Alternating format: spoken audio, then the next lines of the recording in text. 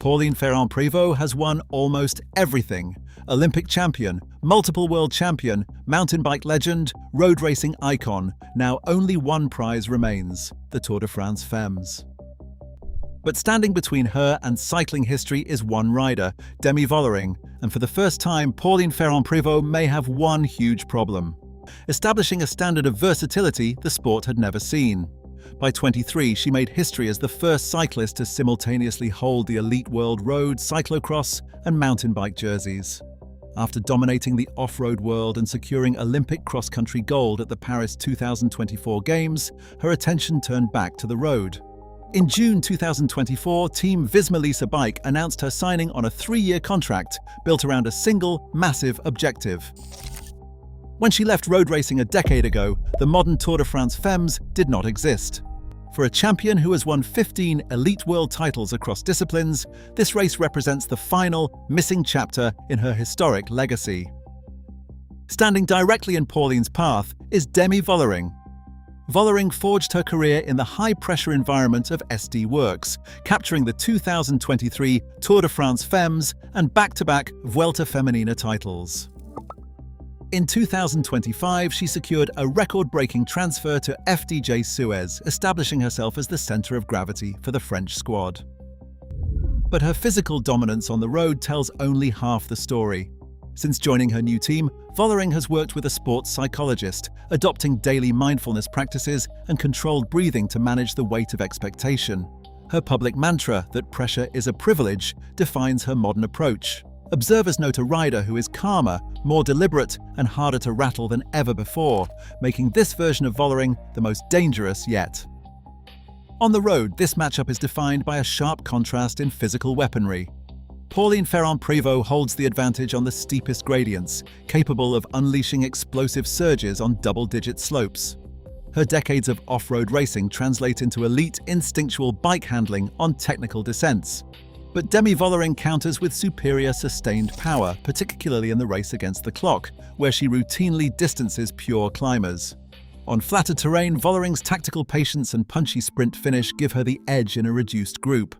While Ferrand-Prévot relies on the aggressive, unpredictable instincts of a multidiscipline champion, Vollering brings the methodical consistency and recovery of a seasoned Grand Tour specialist. The margin between them is microscopic. One excels in creating chaos, the other thrives in restoring order.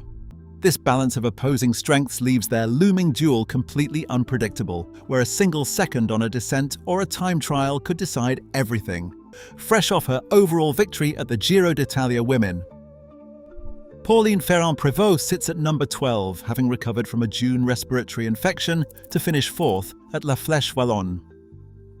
Bookmakers place Vollering as the pre-race favourite at 3.4 to 1, while Ferrand-Prévot stands at 5 to 1. Ahead of the Grand Tour, Ferrand-Prévot confirmed her preparation focused on her Cervelo P5 time trial setup, stating her goal is to limit losses before the high mountains, where her team expects an explosive battle. This rivalry is driven by more than athletic pride. It is powered by unprecedented financial backing. In 2025, FDJ United Suez operated with a massive €23 million budget, the largest in the Women's World Tour. That war chest secured Demi Vollering on a historic deal extending through 2028. Industry experts estimate her annual base salary between €750,000 to €1 million, bolstered by up to €250,000 in performance bonuses. Meanwhile, Team Visma Bike counters with a €15 million budget. They secured Pauline Ferrand-Prévot through 2027 on an estimated base salary of €500,000 to €650,000. In a rapidly professionalizing sport, the stakes of the Tour de France Femmes are commercial. When Annemiek van Vleuten won the yellow jersey in 2022, her market value nearly doubled within a year. A victory here does more than secure a title. It dictates the financial future of the winner. The 2026 Tour de France Femmes presents a route of 1,175 kilometers, packed with a record-breaking 18,795 meters of climbing. This physical layout acts as the ultimate arbiter between the two rivals, separating them by terrain, altitude, and tactical support. The first major separation occurs on Stage 4, a 21-kilometer individual time trial from Gevrey-Chambertin to Dijon. This flat, high-powered test plays directly to Demi Vollering's strengths. With her superior sustained power and aerodynamic efficiency, projections suggest she could capture a 30 to 40-second advantage over Pauline Ferrand-Prévot before the race reaches the high peaks. Following the race against the clock, the peloton faces grueling transition days, including Stage 5 to Belleville-en-Beaujolais, which forces riders over 8 classified climbs. These medium mountain stages test daily recovery and glycogen replenishment under daytime temperatures that often exceed 25 degrees Celsius.